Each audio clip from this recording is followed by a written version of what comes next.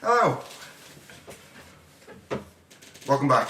It's me, Vazco. Finally, I've gotten everything set up here. A bit. That's the old bed. That's coming out hopefully soon. Hope it will be gone soon enough. And I have no idea how the audio here will be, so I'll see what I can do with it, because that was the major issue when I had to try and record in the living room in there. It was like trying to have a recording in the church. Hopefully now, a bit better, I don't know. I'll figure it out at some point. My problem now is that it's just laying on top here, so no idea how the audio will be cast around here before it goes into it. That's another thing I'll find out. Anyway, it's been a long month. A long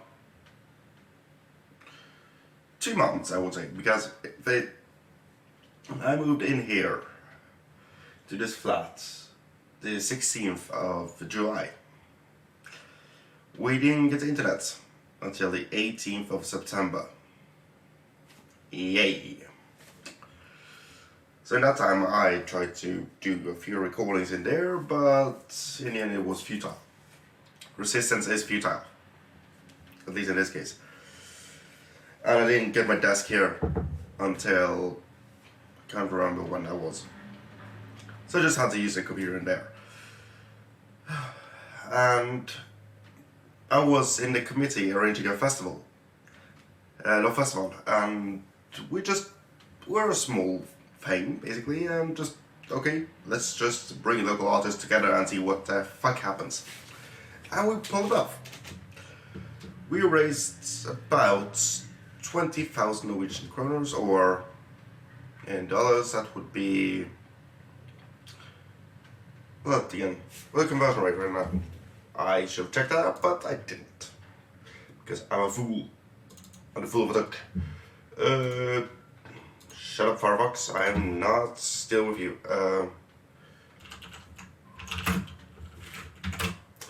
Okay, let's see. So a tenth. That would be $2,000. Yeah. And for a really small festival, that is quite good. We couldn't have done it without all the major support we got from public spaces and just support we got there. But when the night came, in the wake of the darkness, really heavy news came. Just and pretty much rocked me over.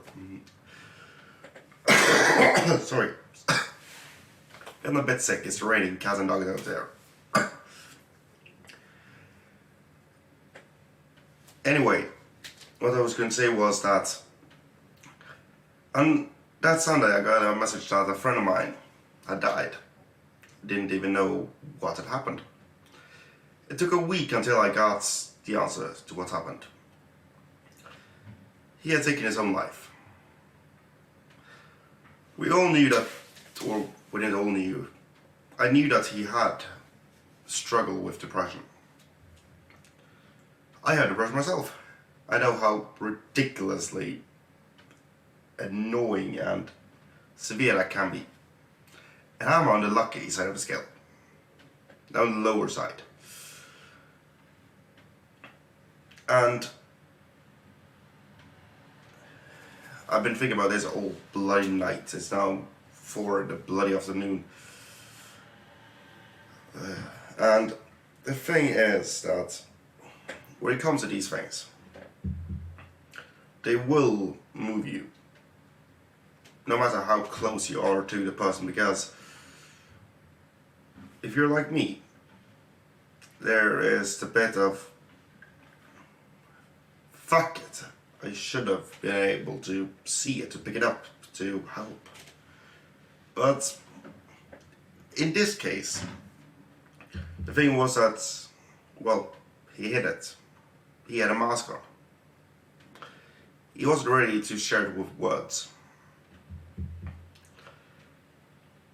Which is the total opposite of me. Because I know that a lot of the things I say aren't supposed to be said lightly. But in my head, it's like, okay, I can say it lightly. Because I know that if I don't say it lightly, it might pop up just tick. And I would rather be in control of that than the alternative. And at the very least, I don't want to have anxiety on top. Just that anxiety that, I might say that all the fucking time. I don't know. Let's try not to say it. Yeah, that helps.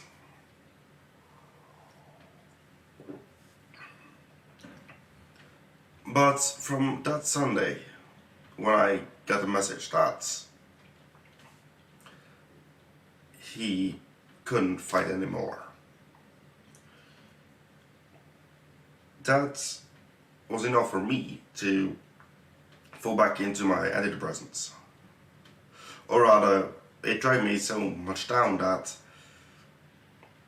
I chose to take them, knowing what they might do. Because last time, I got really worse, much worse. The first 6 hours when I took the drugs.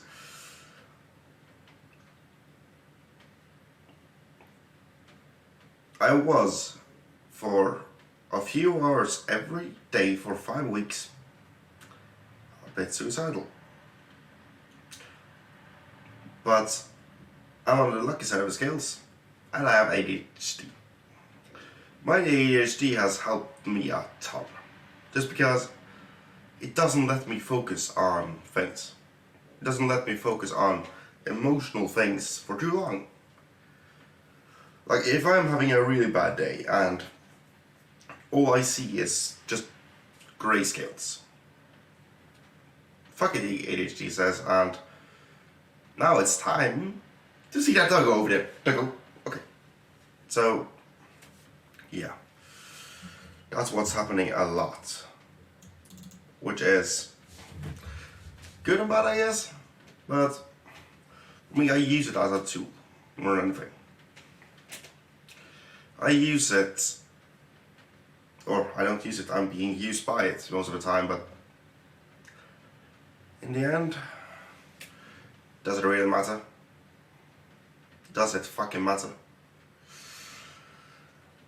It helps to get out of the ditches that your own brain digs you down into. And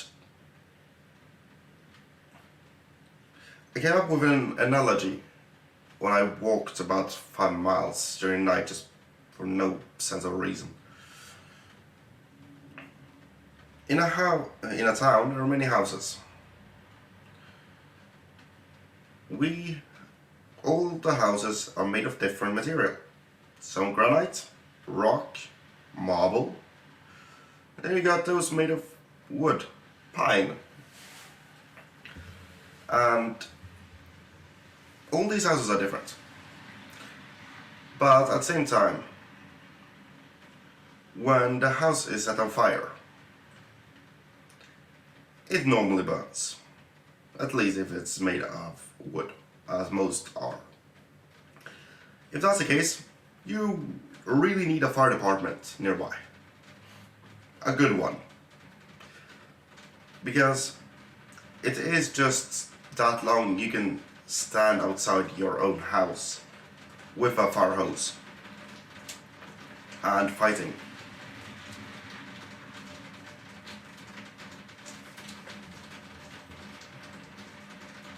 Okay, that was a bit loud, Ray. Can I... Ah, that's a fix up.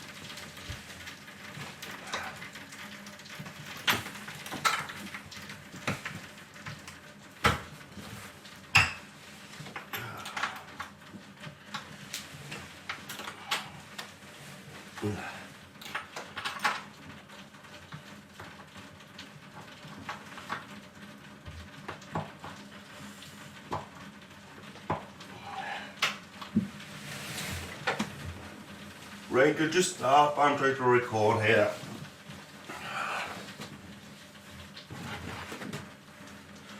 Don't know if that's better or not. Let's find out. Okay,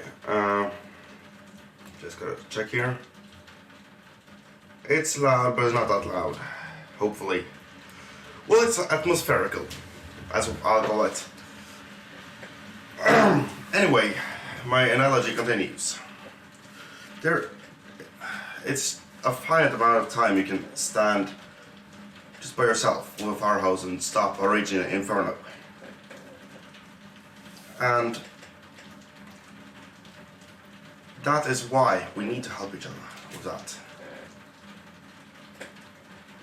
A million people with water pistols might help. Some people bring buckets. If it's of gasoline or water, you don't know before they come. That's a problem. Some help, some don't. And that's the sad end of it, that we don't always know. But one thing is for certain.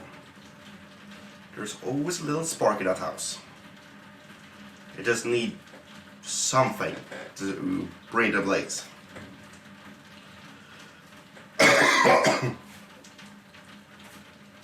And I lost a friend at the Raging Inferno back in April. The fire department was there helping, and they went home. Out on the street stood one man with a fire hose. He couldn't stop the house from burning completely down, no matter how damn hard he tried. This time it was another case. We didn't know how much the house was on fire, how harshly those raging fires were blazing out. And I think that is it's of course a complex case every single time, but when it comes down to it, I think it has a lot with one, the stigma around it, and that we have to be so ridiculously strong. And strong these days is often portrayed as, I don't have anything, I'm completely sane. Are you? Are you really? Be honest. Are you 100% sane? Jeez, you're boring.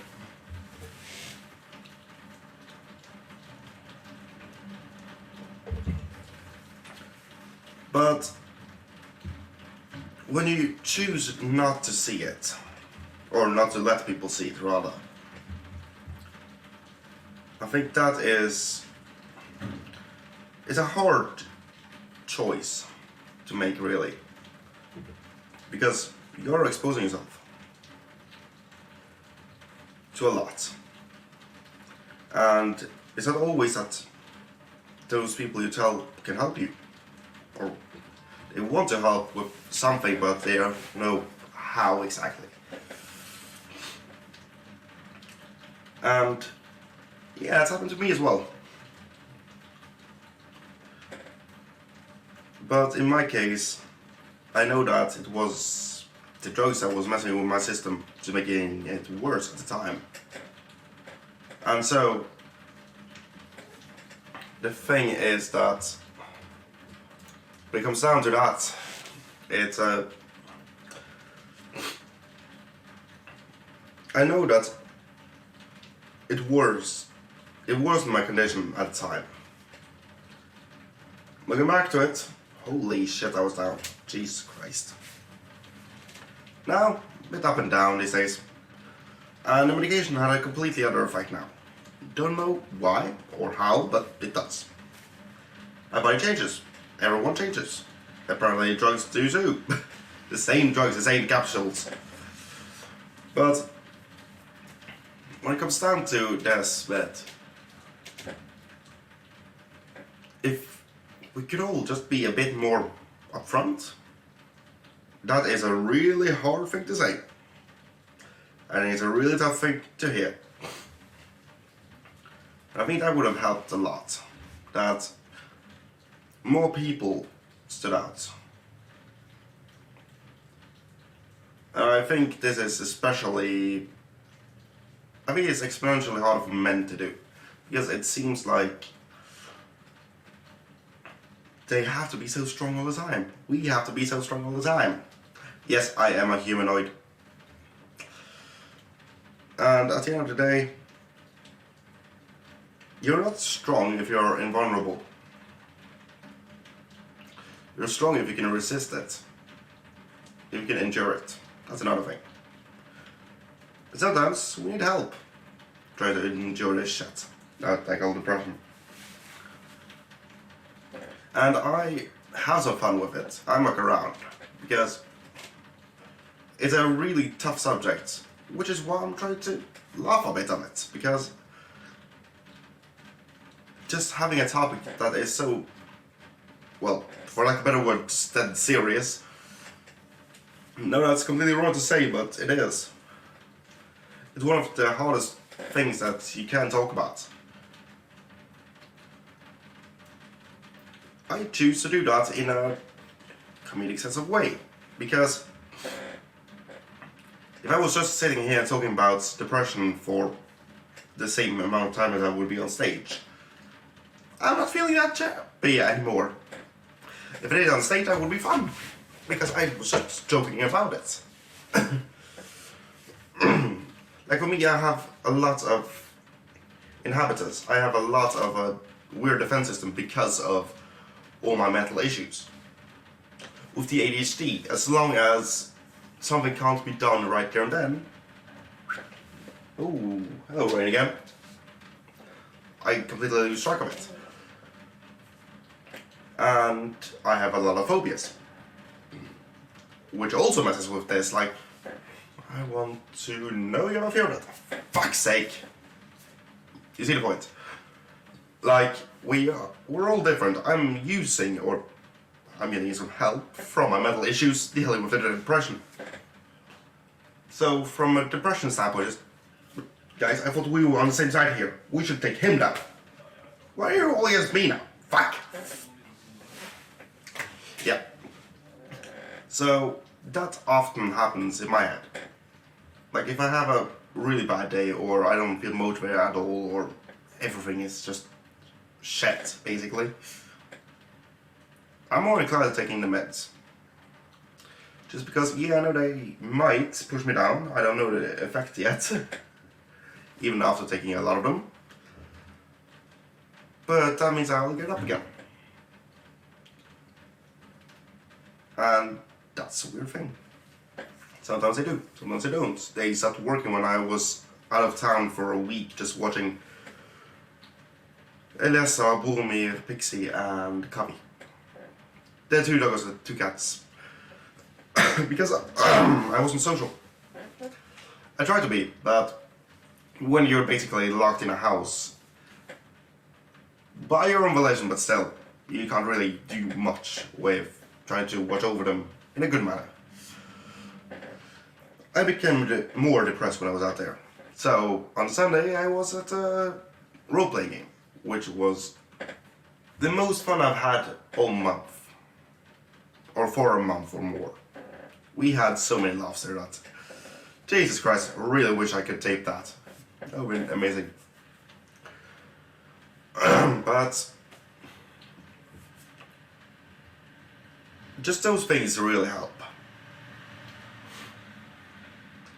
And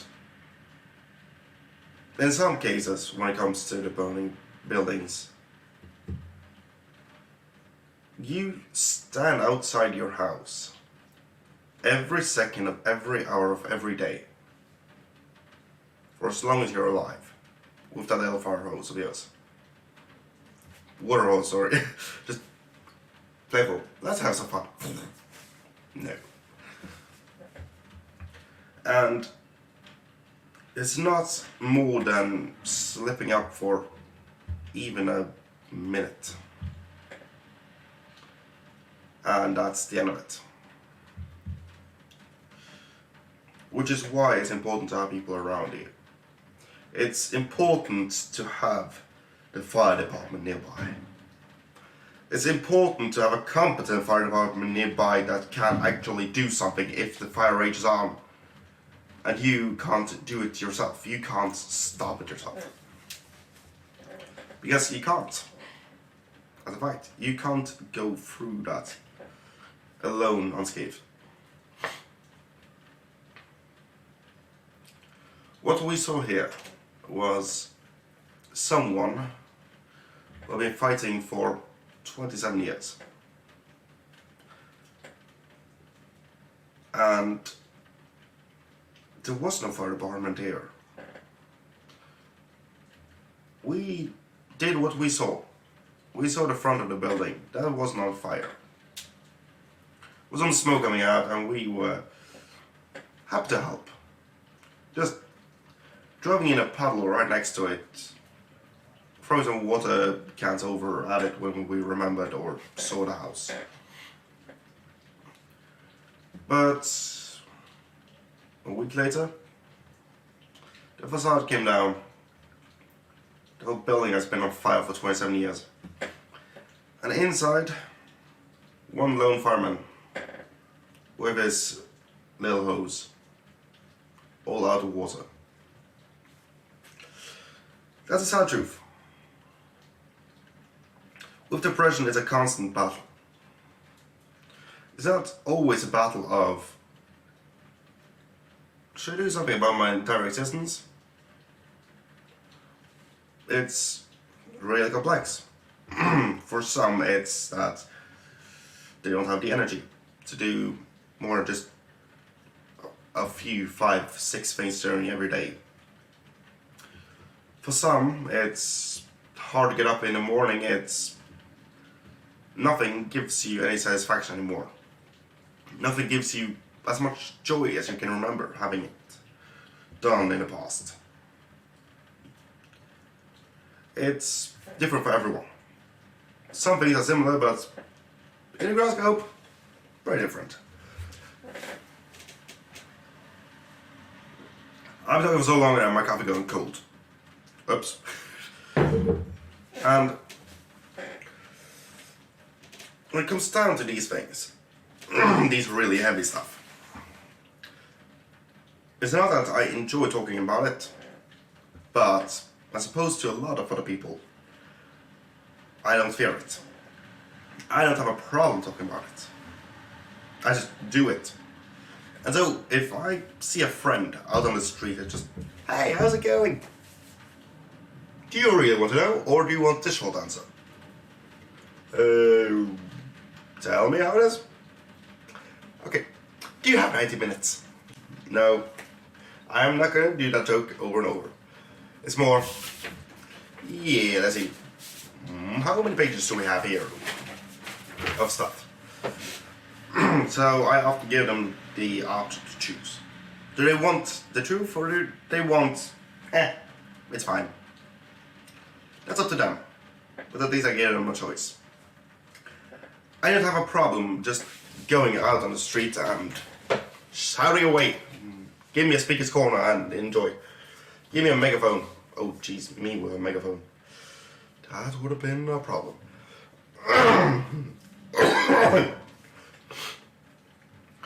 But that's me. I'm that open because I know that if I'm withholding things, hate or right, I could have never joined any sort of military unit. Just, okay, I'm not gonna tell you secrets. Secret! Wait, did I say anything? I would be completely worthless in an interrogation. But, yeah, I'm joking all the time because, again, I understand how serious these kinds of conversations are. But I don't like that they have to be so cold that you feel like almost you have a sort of depression afterwards. That there's nothing you can do. Or there's so much you can do and have to do all the time. I think the easiest thing you can do is to be honest. If you are or have struggled with depression, tell people. If they do not see that that is a strength and a half, tell them to just give me a call and I will really talk to them. No, to be serious, if you have battled through depression, close to being alone, or even if you had 5 fire departments nearby, doesn't matter. Holy hell, your brain attacked you. You beat it. Congratulations. And no matter how many tools you needed, screw it. You got through. To a degree, because that's the thing with depression, and I know it, that it's always there. Even if the burning is not on fire, it's still something simmering, that it doesn't need that much. But to have some tools to stop it, or at least slow down, Jesus Christ. When it comes down to it, if you had it, or are struggling with it right now, you have the hardest thing to do now. Tell someone. If it's family, if it's friend, if it's a co-worker, if it's your doctor, if it's a psychiatrist, just I would just recommend to tell. A friend of mine told me that he had been struggling a lot with this and with some suicidal thoughts. He told me, and he haven't even told his partner. That is really heavy. And in that situation, I was like, okay. Have you told her? No, I didn't want to worry her. I would recommend doing that when you're strong enough to do it, because the thing is, if you drop your mask then, without having told anyone about it, oh boy, that can be problematic. Or not problematic, but it can be really difficult. And that's it. It's a shock factor for a lot of people. Like, I didn't know that he, she hadn't struggled with that. Of course you don't. They tried to hide it, you moron. Tried to hide it as best they could. For this exact reason. That you have some assumptions about depression, and they did not want you to think that. They didn't want you to label them as depressed. Just like with autism, still used as a derogatory term. So a lot of people who get their diagnosis do not want to either, well, accept it or tell people about it, because trust me, you won't get any cool points by telling people you're autistic. And then you got the really annoying thing.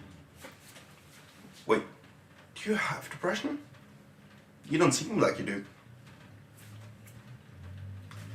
Yeah. Why the fuck would you say anything otherwise? Every time I told people about one of my 5 major diagnoses, Tourette, ADHD, depression, anxiety, autism, or like I have, or like I like to say it, ta-da! That is the stupidest metal joke I have. But I love it because it's me. And a lot of people just like, you have that? All of those? Yeah, I'm that lucky son of a bitch. And when it comes to mental issues, no matter if someone tells you that they're struggling with something, there is often no reason they want to lie about that. As you know, Munchausen and other things that might be in the entire situation. I don't know. That is up to the situation and the complex case. I've been talking now for 31 minutes already. Jesus Christ. Okay. So I was out on the boat with a doggo a week ago. That is exactly a week ago. And that was a really... It was an experience, to say the least. Because, well, I was about to head into the canoe, already thrown everything over into it. But stepping down, doggo, and sent himself and the canoe out on the water, as seen in this image over here. Yep, that was fun. Frightening. He was now about 100 meters out. It was 3 degrees in the water. I would have gotten hypothermia by the time I would have catching up to him. But he's just chilling out there. That's fine. You can just leave him here. Or just look at the water and the wind. Just, okay, he's floating on the other side. How do we fucking do that? Okay. Figure out exactly the point he's heading to. Run around the entire fucking lake to get to him. That was about 3 miles through not my favorite kind of terrain, really. I'm an allergic individual. I don't like being out in the forest. But I did it. And I got the video of when he returned here again. That was a nice time, just both dogs. And we did head out afterwards. That was fun. But he couldn't stay still for more than a few seconds at a time. And every time I just threw out the fishing line. Plop. Okay, what's going on? Can I jump into the water now? No, doggo, sit your ass down. I finally got a fish. Yay! Okay, that's it. Fish. Let's up. Get down. Okay. Back end of knife. Okay. He is now unconscious or dead. I don't know which. Into the bucket. Thank you, camera. The doggo picks up the fucking fish, goes up the back end of the canoe with it, plays with it, and drops it into the water. Well, I was already throwing out the second one. I spent 15 minutes trying to get one fish. When I finally get it, you drop it back into the water, you fucking idiot. Not the best boat dog. Nope. That's how it goes. It was fun though, but really exhausting day. And it was fun being with the animals, but I don't think there will be a second time. Not until my head is a lot better than this. Sure, I'll go to visit them, stay with them for a weekend, but an entire week, I don't have the stamina for that. I don't have the mental stamina for that. And when it comes down to it,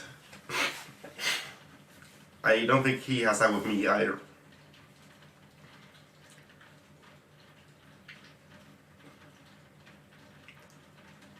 there is a lot of things that's been happening, and I can't really explain everything through here because I would say it's personal, but it's like I don't know, and I don't have all the data on it yet, so we'll see. And that is one of the things I have when it comes to autism that I struggle with a lot.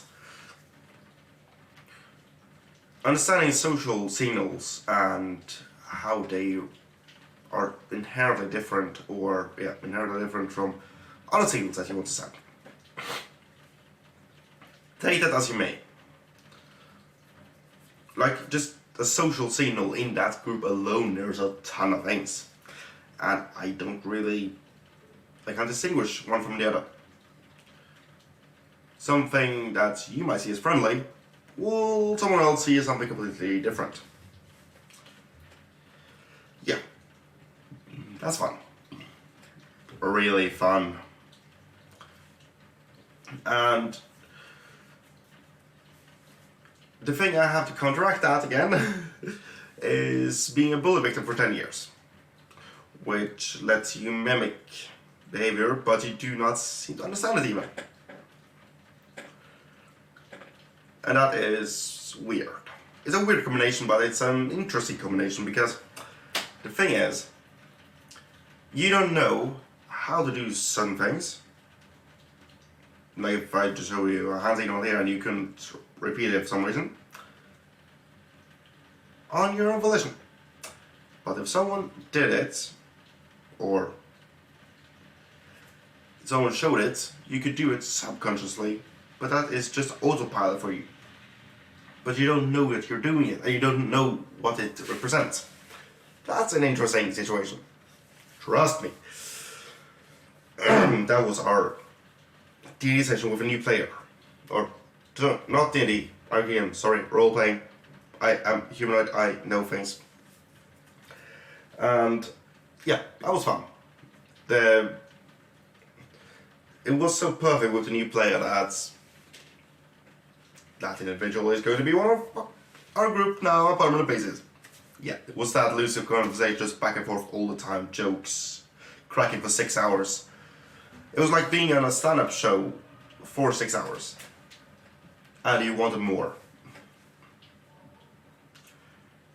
Holding a stand-up show for 6 hours, Jesus Christ, that would be... It's possible, it's just a really long time. And when it comes down to it, sure, you can have it, but I don't think you can recreate that fun time that we had. Just the 5 of us there. You had 4 out of 5 people around the table with ADD or ADHD. 2 of them on medication. That was a weird time. Just puns all the time.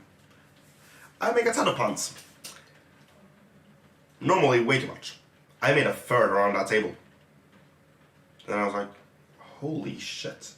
Are there other people that like puns here? That was a punishment enough. And yeah. When it comes to those things, that's something that really helps. Like role-playing that session or that group in itself.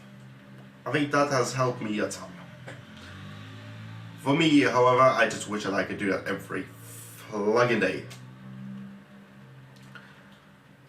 Because when I arrive there, I can often feel like shit. Especially that day, because I had been with no one for a week. Or about 9 days in total. Except for the dogs and cats. Sure, I've been talking to people, but I haven't really been with someone. You know, the inherently different there. Sure, it helps. And for some, in some groups, it's about the same, but right there for me, it wasn't. When I arrived out there, we just started just bang on with the jokes. It was so ridiculously easy. to just, okay, you know what?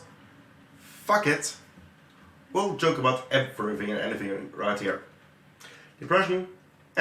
Go fuck off.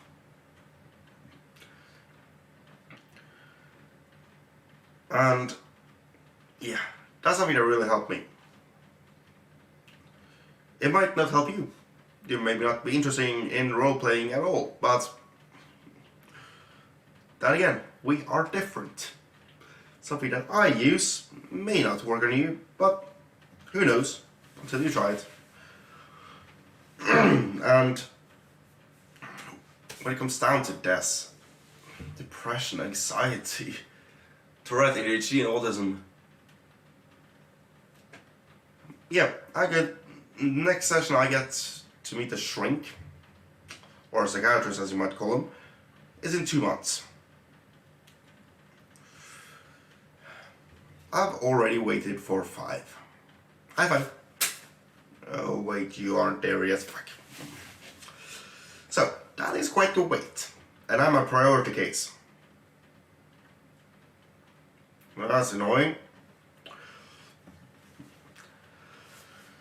So we'll see how that goes when that time arrives. Team Bill Show. That is a reference from Flåklypa Grand Prix, or Pinchcliffe Grand Prix, as you might have heard of it. That is a ridiculously fun movie. One of my favorites. I've seen it over 25 times at least, because I always see it during Christmas time for some reason. And often more than that if I am in the mood for it. Just wish I had it just on me right now. Just movie time. That would be great. And there's a lot more I can talk about, but I've already been talking now for 42 minutes. You know, the meaning of the universe. And I hope that you understand a bit more of why I haven't been that active lately. I've had some streams here and there, but having just moved to sit down and talk, a bit different. And yeah, 2 months ago, I was ready. I was ready to be a student again. I was ready to study how to teach. Not to be a teacher, but just head in itself. And I had such strong spirits towards it. I had read up on thesis after thesis of really hard academic work. I can read a massive degree like it's just an article in a newspaper at that point. But then it stopped. Partly because I couldn't really follow it anymore. Because trust me, if you have ADHD and also your hearing disappears and reappears, you have to learn how to hear all over again. You have to be able to phase out sounds. I can't do that at the moment. And being in a full auditorium where people are just all the time. That was hard as fuck. And yeah, I held out for about a month. Then came the news of my friend, which I won't say triggered me, but it really knocked me off balance. Hard. Like, I was at the campus all day long. All I did was just walking around the hallways. I didn't even talk. I talked to myself all the fucking time. But there it is.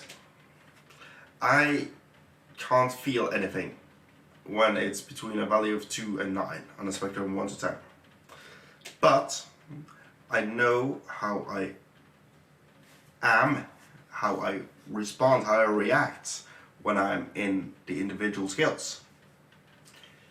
So even if I don't know the value, I know what normally that value represents that action or that reaction or imagination that I can do something about. Just reverse engineer it. Okay, that's where we are. And since then, I'm normally at a middle low, really. Sometimes down to 2. I often start my day with a 2. And it's not many days you get even higher than 4. But here's the thing. This time last year, if I had a 4, that was a great day. Do you now understand how depression works a bit more? For me at least. It lowered severely how great I could feel. I started with a 2. I had a spectrum of 1 to 4 instead of 1 to 10. Some people have a greater spectrum, some have a smaller. But that is what depression did to me. And I didn't even know I had it. That I struggled with it. Because that's the thing, at least with me, that it can be stressful all around me. But when it stops, oh God, it stops. It's then you feel all the weight.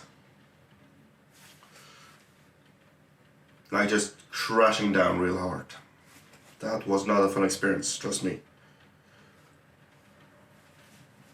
You will be damned if you do, damned if you don't, and... well... let's try to do something about that, shall we? One way or another. We are gonna get that depression. I think I read a study that said that this generation, millennials and those after,